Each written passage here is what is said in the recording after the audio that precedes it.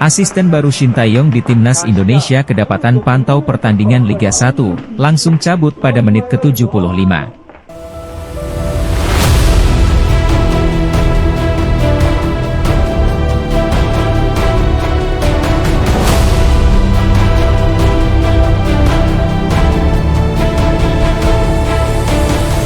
Asisten baru Shin Tae-yong di Timnas Indonesia kedapatan pantau pertandingan Liga 1, langsung cabut pada menit ke-75. Sejumlah asisten pelatih Shin Tae-yong kedapatan menonton langsung laga pekan perdana Liga 1 2024-2025 setibanya di Indonesia. Pekan perdana Liga 1 akan segera berakhir dengan laga penutup yang mempertemukan Semen Padang kontra Borneo FC pada Senin, 12 Agustus 2024. Momen menarik terjadi pada laga yang berlangsung di Stadion PTIK Jakarta dengan adanya tamu spesial di tribun penonton. Para tamu spesial itu adalah 4 asisten pelatih Shin Tae-yong yang kedapatan menonton langsung laga Semen Padang kontra Borneo FC. 4 asisten pelatih Timnas Indonesia yang hadir langsung di Stadion PTIK itu meliputi Choi In-cheol, Jo Byung-guk, Shin Sang-gyu, dan Yeom Ki-hun yang jadi pelatih terbaru khusus striker. Berdasarkan pantauan tvonnews.com di lokasi, 4 asisten Shin Tae-yong itu terlihat sudah hadir sejak awal babak pertama. Keempatnya, termasuk Yeom Ki-hun terlihat asyik menyaksikan jalannya laga seraya seperti memantau para pemain lokal Liga 1. Terlihat pelatih striker Yeom Ki-hun sempat memegang kertas berisi daftar susunan pemain kedua kesebelasan. Kedatangan 4 asisten pelatih Timnas Indonesia itu terbilang menjadi momen mengejutkan mengingat mereka dikabarkan baru saja tiba di Indonesia pada Minggu, 11 Agustus 2024. Apalagi, kehadiran sosok menjadi perbincangan publik belakangan ini, yakni Yeom Ki-hun yang baru saja diresmikan mendampingi Shin Tae-yong menjadi asisten pelatih Timnas Indonesia. Meski begitu, keempat asisten pelatih itu tidak menyaksikan penuh laga Semen Padang kontra Borneo FC tersebut. Keempatnya, utamanya Yeom Ki-hun terlihat meninggalkan Stadion PTIK pada menit ke-75 saat pertandingan babak kedua masih berlangsung. Sebagai informasi, Yeom Ki-hun merupakan mantan pemain Korea Selatan yang pernah ditangani langsung Shin Tae-yong saat masih menjadi pelatih Daejeok Warriors pada 2017 hingga 2018. Pelatih asal Korea Selatan itu bahkan pernah meraih sebagai predikat pelatih League of the Month pada April 2024. Dirinya akan menemani Shin Tae-yong dalam mengarungi putaran ketiga kualifikasi Piala Dunia 2026 zona Asia. Timnas Indonesia sendiri tergabung bersama grup C bersama Jepang, Arab Saudi, Australia, Cina, dan Bahrain. Laga perdana putaran ketiga kualifikasi Piala Dunia 2026 bakal dimulai pada September mendatang dengan menghadapi Arab Saudi dan Australia. Ampun. Ex-pemain MU rasakan kerasnya beri Liga 1, babak belur di pekan pertama. Semen Padang langsung merasakan kerasnya kompetisi BRI Liga 1 2024-2025 usai kembali ke kompetisi kasta tertinggi. Baru juga pekan pertama, tim Kabau Sirah dihajar 1-3 oleh Borneo FC di Stadion PTIK Jakarta, Senin, 12 Agustus 2024, malam. Tak hanya Semen Padang, kerasnya Liga 1 juga langsung dirasakan mantan pemain Manchester United, MU, Charlie Scott. Ex-rekan Marcus Rashford mengakui betapa sulitnya menjalani laga perdana melawan tim pesut Etam. Saya tahu ini akan menjadi permainan yang sulit, ini pertandingan pertama saya di Indonesia. Jadi saya tidak tahu apa yang saya harapkan, ujar Charlie Scott usai pertandingan. Meski langsung babak belur di pekan pertama, namun Charlie Scott tetap optimistis bisa membawa Semen Padang bangkit. Kami tentu harus mencoba mendapatkan poin sebanyak mungkin. Sebagai tim promosi kami ingin bertahan di Liga 1, paparnya.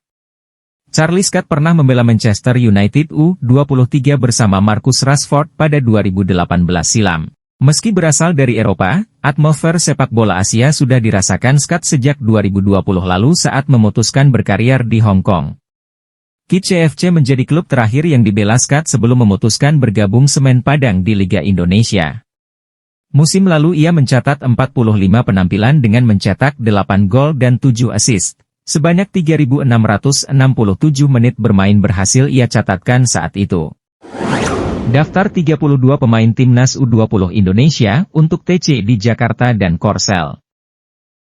Pelatih Timnas U20 Indonesia, Indra Syafri, telah merilis daftar nama 32 pemain yang akan menjalani pemusatan latihan di Jakarta dan Korea Selatan. Training Camp TC alias pemusatan latihan dilakukan sebagai persiapan Timnas U20 Indonesia menatap kualifikasi Piala Asia U20 2025. Seperti diketahui, Indonesia akan menjadi tuan rumah kualifikasi Piala Asia U20 2025. Skuad Garuda satu grup dengan Yaman, Timor Leste, dan Maladewa. Pemain-pemain ini adalah gabungan antara pemain yang bermain di Piala AFF U19 kemarin, ditambah beberapa pemain yang sudah pernah ikut TC sebelum AFF dimulai, ujar Indra Syafri dilansir dari situs resmi PSSI. Sejumlah pilar yang mengantar Timnas Indonesia juara Piala AFF U19 2024 di Surabaya silam dipertahankan oleh Indra Syafri. Nama-nama semodel Ikram Al-Ghifari, Iqbal Gwijangge, Muhammad Alfarezi Buffon, Vigo Dennis, Arhan Kaka, dan Aryansyah Abdul Manan masuk dalam daftar 32 nama pemain yang dipersiapkan Indra Syafri untuk TC Timnas Indonesia U20. Cuma, dalam daftar pemain untuk TC di Jakarta dan Korea Selatan, tak ada nama Welber Jardim dan Jens Raven yang sebelumnya juga berandil membawa Timnas U19 Indonesia juara Piala AFF U19 2024. Sementara, Jidabin yang tercoret dari skuad di Piala AFF U19 2024, kini dipanggil lagi Indra Syafri.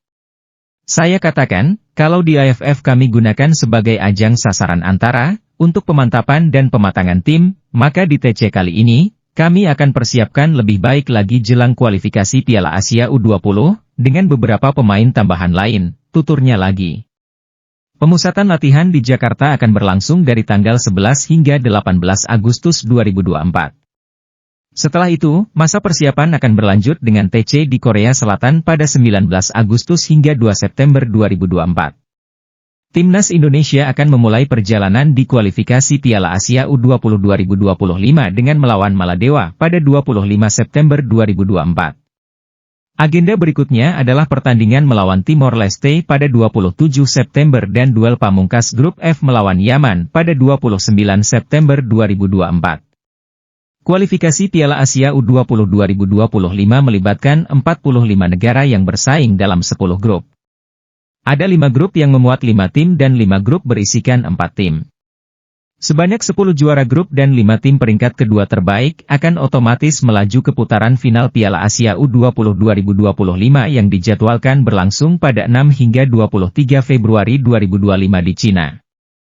Daftar 32 pemain Timnas Indonesia U20 untuk TC Jakarta dan Korea Selatan. 1. Ikram Al-Ghifari, Semen Padang.